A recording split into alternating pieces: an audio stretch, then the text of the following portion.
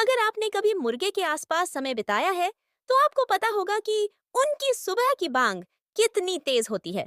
उनकी कुकड़ुकू इतनी जोरदार होती है कि अगर आप पास खड़े हों, तो लगभग 100 डेसिबल की ध्वनि सुनाई देती है।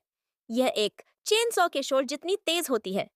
अगर मुर्गा आपके कान के पास जोर से बांग दे, तो यह 140 डेसिबल से भी ज्यादा हो सकती है, जो इतनी तेज होती है कि 1 सेकंड से भी कम समय में कानों को नुकसान पहुंचा सकती है।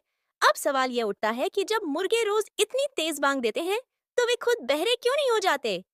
इस रहस्य को समझने के लिए बेल्जियम के वैज्ञानिकों ने शोध किया और पाया कि मुर्गों के कान खास तरीके से बने होते हैं, जिससे वे बिना किसी नुकसान के जितना चाहें उतना जोर से बांग दे सकते हैं। मुर्गों के कान कैसे उनकी रक्षा करते हैं? सामान्य तौर पर अगर कोई तेज आवाज 120 डेसिबल से अधिक लंबे समय तक सुनी जाए, तो यह कान के भीतर मौजूद कोशिकाओं को नुकसान पहुंचा सकती है, जिससे स्थायी रूप से सुनने की क्षमता कम हो सकती है।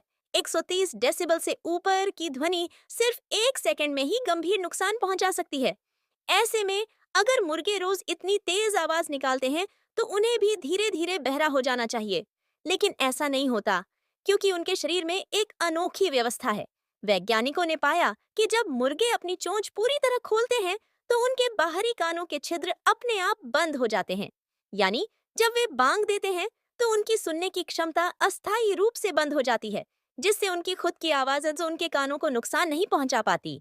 इसे आप ऐसे समझ सकते हैं जैसे इंसान कानों में ईयर प्लग्स लगा ले। मुर्गों के कानों की यह विशेषता उन्हें बहरे होने से बचाती है। यह प्रकृति का एक अनोखा तरीका है, जिससे मुर्गे बिना किसी परेशानी के रोज जोरदार बांग दे सकते हैं। तो दोस्तों, याद रहे, सिर्फ लाउडस्पीकर ही नहीं, मुर्गों की बांग से भी अपने कानों को बचा कर रखिए। और ऐसी ही अनोखी और अनजानी फैक्ट से रूबरू होने के लिए हमारे चैनल फैक्ट टेल्स को सब्सक्राइब करें।